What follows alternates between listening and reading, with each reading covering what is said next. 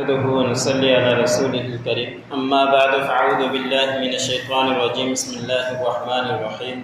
اقم الصلاة لدلوك الشمس الى غسق الليل وقرآن الفجر ان قرآن الفجر كان مشهودا ومن الليل فتهجد به نافلة لك عسى ان يبعثك ربك مقاما محمودا وقل رب ادخلني مدخل صدق واخرجني مخرج صدق واجعل لي من لدنك سلطانا نصيرا وقل جاء الحق وزهق الباطل ان الباطل كان زهوقا۔ سورۃ بنی اسرائیل کا درس چل رہا ہے۔ اسی سورۃ کی آیت نمبر 78 سے لے کر 81 تک تلاوت کی گئی۔ گزشتہ آیتوں کے اندر اللہ رب العزت نے بیان فرمایا کہ کافر لوگوں نے، مشرکین لوگوں نے آپ صلی اللہ علیہ وسلم کے منصوبے بنائے نکالنے کے، لیکن اللہ رب العزت نے آپ صلی اللہ علیہ وسلم کی حفاظت کی، اور پھر جب اللہ رب العزت نے چاہا اس کے بعد اللہ رب العزت نبی کریم صلی اللہ علیہ وسلم اللہ کے حکم سے مکے کو چھوڑ کر مدینے کی طرف گئے، تو اللہ رب العزت نے فرمایا کہ اگر یہ آپ کو زبردستی نکال لیتے تو پھر ہمارا یہ طریقہ رہا ہے کہ جس نے بھی نبی کو نکالا ہے تو اس کے اوپر عذاب آیا ہے تو ان کے اوپر بھی عذاب آ جاتا، اور آپ کو نکالا نہیں، ہمارے حکم سے آپ نکلے ہو، لیکن انہوں نے اتنا پریشان کیا ہے، ان کے اوپر بھی اس طرح کی تکلیفیں آئے گی اور آئی۔ 1.5 سال کے عرصے کے اندر غزوہ بدر پیش آیا، جس کے اندر 70 کٹر کافر جہنم رسید ہوئے، 70 گرفتار ہوئے، اور باقیوں کو منہ چھپانے کا بھی مقام نہیں مل رہا تھا۔ تو اس کے بعد اللہ رب العزت نے آپ کو تسلی دینے کے لیے اور اپنی طرف متوجہ کرنے کے لیے نمازوں کا حکم بیان فرمایا ہے۔ نماز ایک ایسی چیز ہے کہ جو تمام پریشانیوں کو ختم کرنے والی ہے، اور نماز ہی کے ذریعے اللہ رب العزت نے ہمیں سبق دیا ہے کہ تمہیں اگر کوئی پریشانی ہو تو نماز کے ذریعے صبر کیا کرو، اللہ رب العزت سے مانگا کرو۔ تو اللہ رب العزت نے فرمایا کہ آپ نمازوں کو قائم کریں سورج کے ڈھلنے سے لے کر رات کے اندھیرے تک۔ اب یہاں پہ مفسر نے لکھا ہے کہ سورج جب ڈھلتا ہے تو اس وقت 12 بج رہے ہوتے ہیں، 12 کے بعد ہی سورج ڈھلتا ہے، تو اس وقت سے لے کر رات تک 4 نمازیں اس کے اندر آ گئی کہ ظہر، عصر، مغرب، عشاء، کیونکہ سورج کے ڈھلنے سے وہ نماز شروع ہوتی ہے ظہر کی، اور اس کے بعد رات تک، اور رات تک عشاء کی نمازیں چلتی ہیں، تو یہ چاروں نمازیں اس کے اندر آ گئی۔ اور پھر اللہ رب العزت نے فجر کا الگ سے تذکرہ بیان فرمایا کہ فجر کی نماز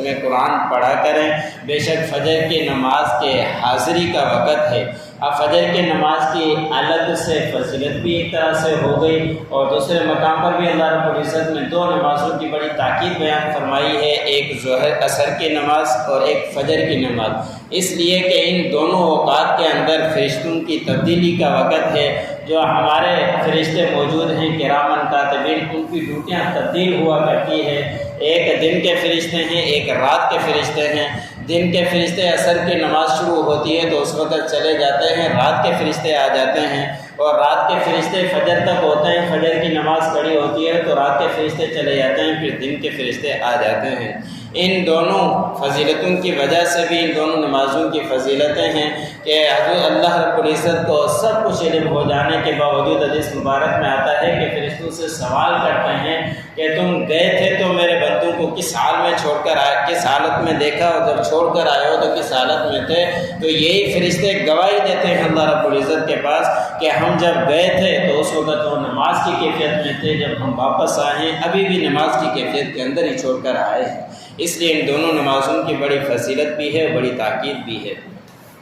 اور اس کے بعد اللہ رب العزت نے فرمایا کہ رات کے وقت تہجد ہے، اس قرآن پاک کے پڑھنے کے ساتھ ساتھ وہ زائد ہے آپ کے لیے، وہ پڑھا کریں۔ بعض روایتوں کے اندر آتا ہے کہ 1 سال تک تہجد کی نماز آپ صلی اللہ علیہ وسلم کے اوپر فرض تھی، اس کے بعد فرضیت تو ختم ہو گئی جب 5 نمازوں کی فرضیت آ گئی۔ اب جو حدیثوں کے اندر آتے ہیں نوافل میں سے سب سے بہترین نوافل اور جو فضیلت میں سب سے زیادہ مرتبے والی نماز وہ تہجد کی نماز ہے، اس لیے کہ یہ رات کو اٹھنے کے بعد، سونے کے بعد پڑھی جاتی ہے، اور اس میں تھوڑی مشقت بھی ہوا کرتی ہے، اس لیے نوافل میں سے سب سے زیادہ فضیلت اسی نفل کی ہے، اور آپ صلی اللہ علیہ وسلم فرضیت کے بعد بھی اس کو معمول کے ساتھ پڑھا کرتے تھے۔ اس کی 2 رکعتیں بھی ہیں، 4 رکعتیں بھی ہیں، 8 رکعتیں بھی ہیں، 12 رکعتیں بھی ہیں، جس کی جتنی ہمت ہو اس کے مطابق وہ پڑھ سکتا ہے۔ آپ صلی اللہ علیہ وسلم کی روایت کے اندر آتا ہے کہ کبھی 8 پڑھا کرتے تھے اور کبھی آپ صلی اللہ علیہ وسلم 12 پڑھا کرتے تھے۔ اس کے بعد اللہ رب العزت نے فرمایا کہ امید ہے کہ آپ کا پروردگار آپ کو مقام محمود میں کھڑا کرے، اٹھائے، اور مقام محمود وہی قیامت کے دن جب قیامت قائم ہوگی، حشر کا مقام ہوگا، تو اس وقت ہر کسی کو نفسی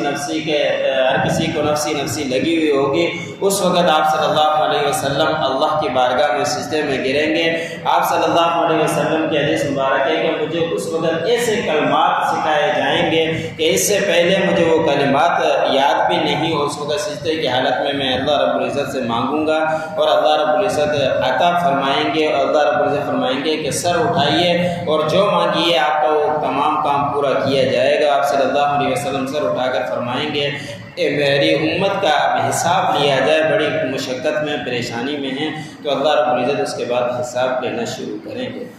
اگلی آیت کے اندر تذکرہ ہے کہ آپ صلی اللہ علیہ وسلم مکہ چھوڑ کر جب مدینے جا رہے تھے تو اس وقت دعائیں کی تھی کہ یا اللہ، اے میرے پروردگار، مجھے داخل کر سچائی کے ساتھ اور مجھے نکال سچائی کے ساتھ، کہ مکے سے میں نکلوں تو سچائی کے ساتھ نکلوں، اور دوبارہ جب داخل ہوں اس کے اندر تو سچائی کے ساتھ داخل ہوں، اور میرے لیے بنا دیجئے اپنی طرف سے مددگار و حلبہ۔ تو اللہ رب العزت نے ان دعا کو قبول بھی فرمایا۔ آپ صلی اللہ علیہ وسلم کے 8 سال کے عرصے کے اندر مکہ فتح بھی ہو گیا، اور پھر آپ صلی اللہ علیہ وسلم مکے کے اندر جب داخل ہوئے تو کعبۃ اللہ کے پاس مشرکین نے 360 بت بنا رکھے تھے، ہر دن کی عبادت کے لیے الگ بت تھا۔ حضرت ابراہیم علیہ السلام کا بھی بت بنایا ہوا، حضرت اسماعیل علیہ السلام کا بھی بت بنایا ہوا، حضرت عیسیٰ علیہ السلام کا بھی بت بنایا ہوا، حضرت آدم علیہ السلام کے بیٹے حابیل کا بھی بت بنایا ہوا۔ 360 ہر دن کی وہ الگ الگ عبادتیں کیا کرتے تھے، اتنے بت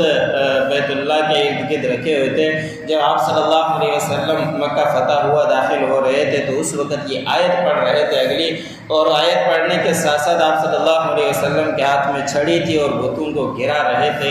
آپ صلی اللہ علیہ وسلم فرما رہے تھے کہ قل جاء الحق وزهق الباطل، کہ حق آ گیا اور باطل مٹ گیا، اور بے شک باطل تو تھا ہی مٹنے کے لیے، اور پھر تمام بتوں کو آپ صلی اللہ علیہ وسلم گرا دیا تھا مکہ فتح مکہ کے دن۔ اقم الصلاۃ لدلوق الشمس الى غسق اللیل وقرآن الفجر، نماز کو قائم کیجیے سورج کے ڈھلنے کے وقت اور رات کے اندھیرے تک، اور فجر کی قرآن پڑھنا۔ ان قرآن الفجر کان مشہودا، اور بے شک فجر کا قرآن و فجر کی نماز کا پڑھنا یہ حاضری کا وقت ہے۔ وَمِنَ اللَّيْلِ فَتَهَجَّدْ بِهِ نَافِلَةً لَكَ، اور رات کے وقت بھی جو تہجد کی نماز قرآن کے ساتھ پڑھتے رہا کریے، یہ آپ کے لیے زیادہ ہے، نفل ہے آپ کے لیے۔ نافلۃً کا معنی ہی زیادہ ہے۔ عَسَىٰ أَن يَبْعَثَكَ رَبُّكَ مَقَامًا مَحْمُودًا، امید ہے کہ آپ کا پروردگار آپ کو کھڑا کرے مقام محمود میں۔ وَقُلْ رَبِّ أَدْخِلْنِي مُدْخَلَ صِدْقٍ وَأَخْرِجْنِي مُخْرَجَ صِدْقٍ، اور کہیے کہ اے میرے پروردگار، مجھے داخل کیجیے سچائی کے ساتھ داخل کرنا، اور مجھے نکالیے سچائی کے ساتھ نکالنا۔ وَاجْعَلْ لِي مِن لَّدُنكَ سُلْطَانًا نَصِيرًا، اور بنائیے میرے لیے اپنے پاس سے غلبہ اور مدد کا۔ وَقُلْ جَاءَ الْحَقُّ وَزَهَقَ الْبَاطِلُ، اور کہیے کہ حق آ گیا اور باطل مٹ گیا۔ إِنَّ الْبَاطِلَ كَانَ زَهُوقًا، اور بے شک باطل تو تھا ہی مٹنے کے لیے۔